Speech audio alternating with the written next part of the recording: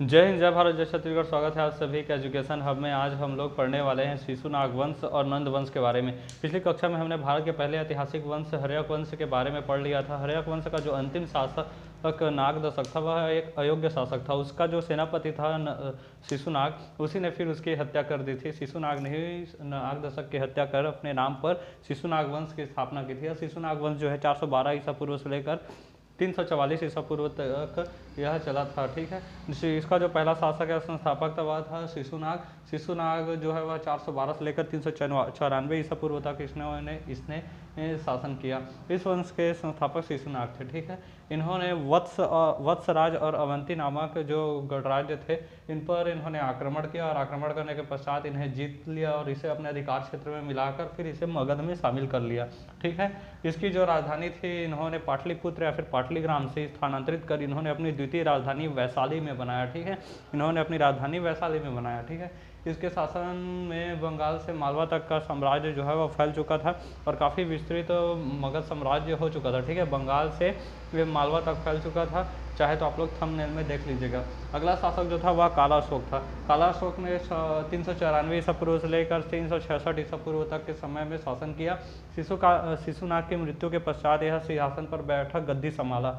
इसका जो नाम है वह पुराणों में या फिर दिव्यावदानों में काकवर्ण के नाम से मिलता है। ठीक है, काकवर्ण नाम इसका मिलता है। वैशाली से पुनः इसने पाटलिपुत्र में अपना राजधानी जो है शिफ्ट कर ली। इसके पिता शिशुनाग ने पाटलिपुत्र से वैशाली शिफ्ट किया था। इसने वैशाली से फिर पाटलिपुत्र में पुनः अपना राजधानी बना लिया। इसके समय में द्वितीय बौद्ध संहिता हुई थी। जो पहली बौद्ध संहिता हुई थी गौतम बुद्ध की मृत्यु के पश्चात, उनके महापरिनिर्वाण के पश्चात, जो कि अजातशत्रु के टाइम पर हुआ था पहली बौद्ध संहिता, और दूसरा बौद्ध संहिता हुआ है कालाशोक के टाइम पर वैशाली में। ठीक है, कालाशोक जो था वह ब्राह्मण वंश का पहला संस्थापक इसी को माना जाता है, लेकिन पुराणों के अनुसार यह एक क्षत्रिय व्यक्ति था।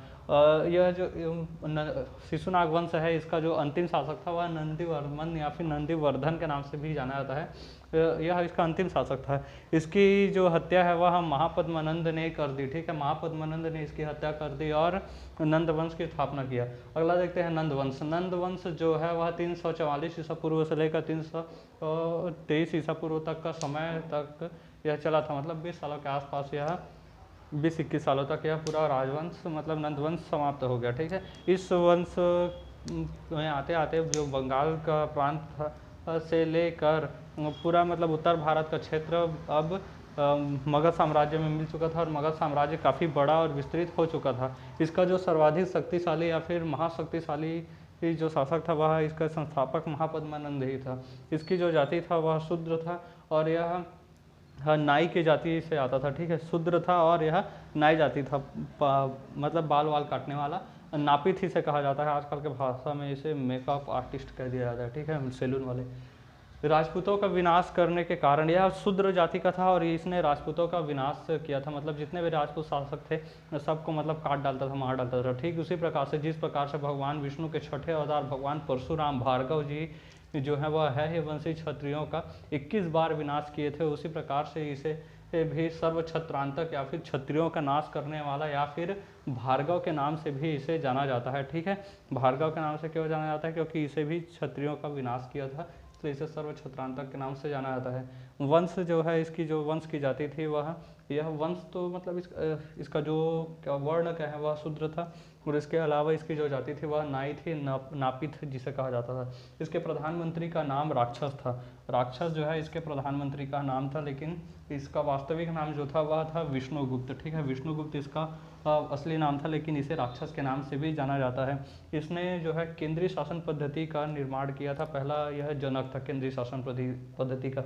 जो सेंट्रल गवर्नमेंट आज काम करती है केंद्र सरकार में के रूप में, वह जो सिस्टम है वह सबसे पहले इसी ने फिर लागू किया था। जो भी सत्ता है पूरे देश का राज्य का वह केंद्र के पास राजा के पास होगा। ठीक है, ये लिखा था। ह्वेनसांग जो कि अपनी पुस्तक शियुकी में इन्होंने धन दौलत की चर्चा की है। महापद्मानंद का जो वंश है नंद वंश, इसके बारे में इन्होंने कि इसके पास कितना धन संपदा था, कितना यह लोग समृद्ध थे, इसकी सब की चर्चा ह्वेनसांग ने की है। ठीक है, धन दौलत की चर्चा।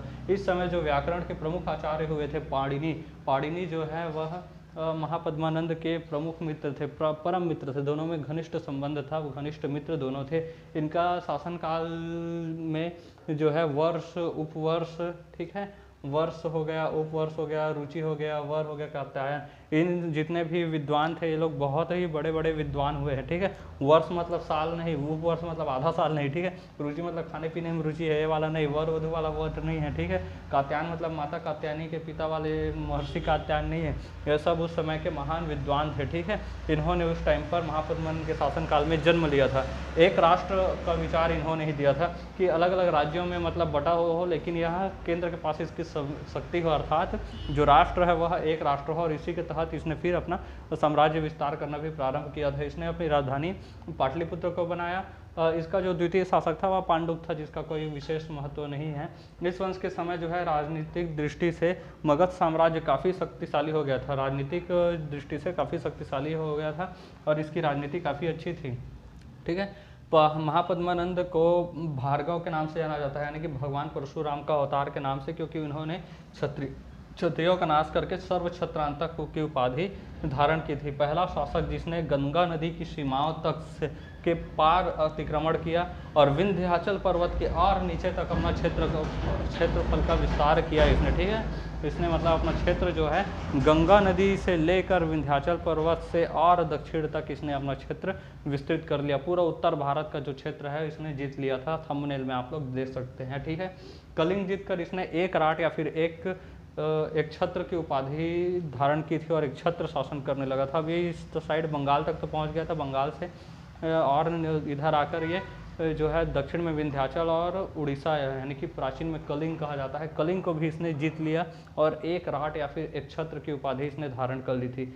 एक छत्र की उपाधि धारण करने के पश्चात इसने पूरी तरह से कलिंग को मगध में नहीं मिला पाया था। हालांकि कलिंग को जीत लिया था लेकिन पूरा क्षेत्र नहीं मिला पाया था, ठीक है। जो दूसरा इसका शासक हुआ है वह था घनानंद, ठीक है। अगला शासक जो है और अंतिम शासक वह था घनानंद। घनानंद जो है वह बड़ा ही घटिया शासक था, क्योंकि वह एक नंबर का क्रूर शासक था। इसने कलिंग में नहर का निर्माण करवाया था, ठीक है। कलिंग में इसने नहर का निर्माण कराया था। यह सबसे लालची था और धन संग्राही था, ठीक है। यह बहुत ज़्यादा लालची था, अपना मतलब महत्वाकांक्षी राजा था, अपना ही बात सुनता था। प्रजा अगर कुछ कहे तो उसका दमन करने में सबसे आगे था, सबसे तेज था, ठीक है। इसलिए और ये धन संग्रह करने में काफ़ी मतलब रुचि रखता था। सिकंदर जो है वह भारत की ओर आगे बढ़ा था इसी के टाइम पर।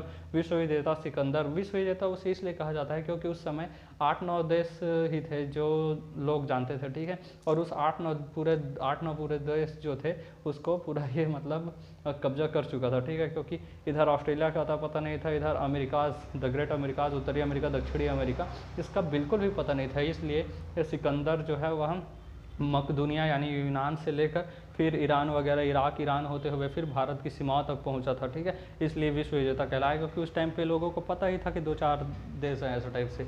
तो विश्व विजेता सिकंदर जो है वह घनानंद के टाइम पर ही भारत की ओर आक्रमण किया, भारत की ओर आगे बढ़ा। लेकिन ये घनानंद की जो सेना है ना, महापद्मानंद के टाइम से मगध जो इतना विस्तार करते करते हर्यंक वंश से फिर विस्तार करते करते ये शिशुनाग तक, शिशुनाग से फिर महापद्मानंद और घनानंद के आते आते इतनी विशाल सेना हो गई थी, ठीक है, कि इस सेना को देखकर फिर जो सिकंदर है वह भयभीत हो गया और उसके हौसले पस्त हो गए इसकी विशालतम सेना को देखकर। और इसकी विशालतम सेना के सामने नतमस्तक होकर उसने वापस लौट जाने में ही अपनी भलाई समझी थी। इसका जो प्रिय और मगध में जो है सिकंदर के जाने के पश्चात मगध में फिर अव्यवस्था फैलने लगी, घनानंद का अत्याचार और बढ़ गया, ठीक है। अव्यवस्था के साथ साथ अशांति भी फैलने लगी थी और उसके पश्चात जो लोग हैं उनका राजा पर से विश्वास उड़ गया था, यानी कि पूरे राज्य में अराजकता फैल गई थी। अराजकता उसे कहा जाता है जिसमें राजा का मतलब फिर बिना राजा के या फिर राजा का चलना बंद हो जाए। प्रजा जो है वह बार बार आंदोलन करने लगे या फिर स्ट्राइक पे बैठ जाए, जैसे किसान आंदोलन पे बैठ गई थी, ठीक है, बैठ गए थे किसान। इसके दरबार में चाणक्य उस समय आए थे, ठीक है। चाणक्य जो थे उन्होंने यहाँ आगाह करने के लिए आए थे कि सिकंदर जो है वह भारत की ओर आगे बढ़ रहा है, आप भोग विलास से बाहर निकलिए, बार बार गम्मत और ऑर्केस्ट्रा मत देखिए, कुछ राष्ट्र की ओर भी काम कीजिए। केवल धन संग्रह और अपनी महत्वाकांक्षाओं पर ही राष्ट्र की नींव नहीं रखी जा सकती, राष्ट्र को आगे नहीं बढ़ाया जा सकता है। ये सब आकर लेक्चर देने लगे चाणक्य। यह था एक नंबर का घमंडी घनानंद, ठीक है, क्रूर भी था देखा कि एक गुरुजी आकर हमें लेक्चर दे रहा है, ठीक है। तो उसकी जो चोटी थी, चोटी पकड़े चाणक्य का और अपने सिपाहियों से चोटी पकड़ा के चोटी समेत घिल्लाते हुए बाहर फेंकवा दिया। फिर चाणक्य जो है गेट के पास पहुँचे, गिर गए बेचारे इतना घनघोर बेइज्जती के बाद। तो उन्होंने अपनी जो शिखा, जो चोटी ऐसे पकड़ के जो खींचे थे उनको, वो चोटी जो है वो खुल गई थी। तो उन्होंने फिर उस समय शपथ लिया कि जब तक कहे घनानंद आज तूने मेरी शिखा खोली है, मेरी शिखा को खोलकर इस तरह से तूने मुझे अपमानित करके अपने दरबार से भेजा है, आने वाले जो संकट हैं उसका तुझे भान नहीं है। एक दिन मैं तुझे बर्बाद कर दूंगा, तेरी मृत्यु का कारण मैं ही बनूंगा और तब तक मैं ये अपनी शिखा नहीं बांधूंगा। ऐसा उन्होंने फिर शपथ लिया और अपने जो प्रिय शिष्य थे चंद्रगुप्त मौर्य, उनकी सहायता से फिर एक सेना को एकत्रित करते गए और जो मगध था उसमें फैली हुई अशांति अराजकता का फ़ायदा उठाकर फिर चंद्रगुप्त मौर्य की सहायता से घनानंद को मार डाला और फिर अपना प्रण पूरा किया था चाणक्य जी ने, ठीक है। इसके बाद जो है हम लोग मौर्य साम्राज्य की ओर आगे बढ़ेंगे, लेकिन उससे पहले जो अन्य जो आक्रमण थे, ऐसे यही सिकंदर का आक्रमण हो गया और अन्य विदेशी जो आक्रमण थे उनके बारे में पढ़ेंगे थोड़ा सा नेक्स्ट क्लास में। उसके बाद फिर मौर्य साम्राज्य में पहुँचेंगे, क्योंकि मौर्य साम्राज्य जो है चंद्रगुप्त से शुरू होकर बिंदुसार और सम्राट चक्रवर्ती सम्राट अशोक तक पहुँचते हुए बहुत लंबा हो जाता है। इसलिए हम लोग थोड़ा सा विदेशी आक्रमण को देख लेंगे नेक्स्ट क्लास में। मिलेंगे नेक्स्ट क्लास में, तब तक के लिए जय हिंद, जय जोहार, जय छत्तीसगढ़।